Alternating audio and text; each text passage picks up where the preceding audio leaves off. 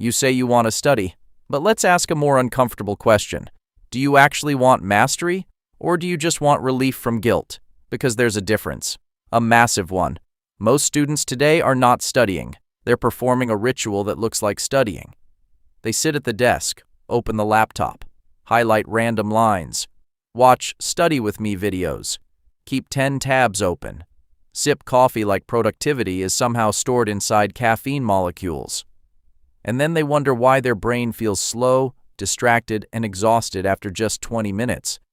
But here's the brutal truth. Your brain is not failing because you are lazy. It is failing because you have trained it to escape discomfort at the speed of a thumb swipe. Every time you check your phone during study, you are teaching your dopamine system something dangerous. You are teaching it that effort should immediately be followed by reward. And over time, your brain starts rejecting anything that doesn't provide instant stimulation.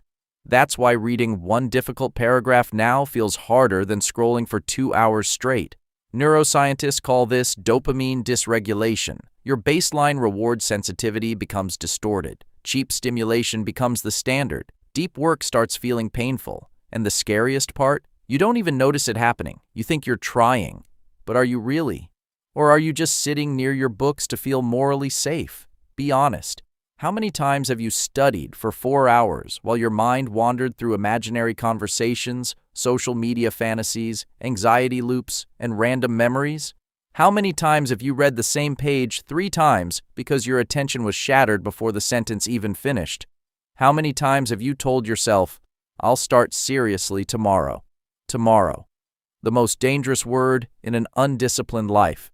Because tomorrow gives you emotional comfort without requiring present sacrifice. And your brain loves that trade. There's something called the Zeigarnik effect in cognitive psychology.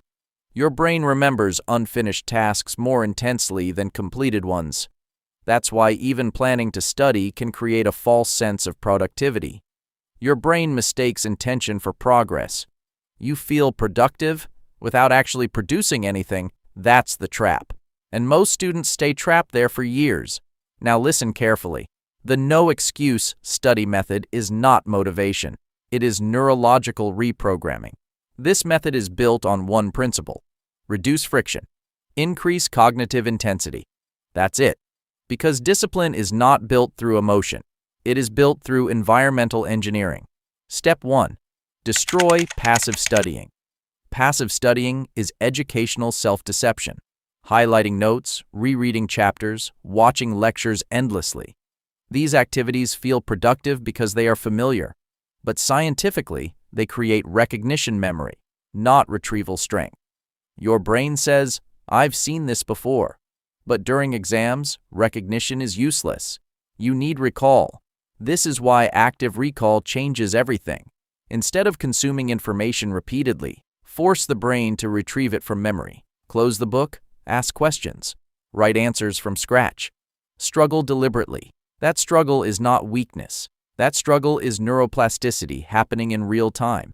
Every time your brain struggles to retrieve information, neural pathways become stronger and faster. Learning is not created during comfort. Learning is created during reconstruction. That's why students who test themselves outperform students who endlessly review material. Not because they're smarter, because their brain is adapting correctly. Dear students, today's video has become quite long. I will bring its second episode soon. Subscribe now for the second part and write next part in the comment.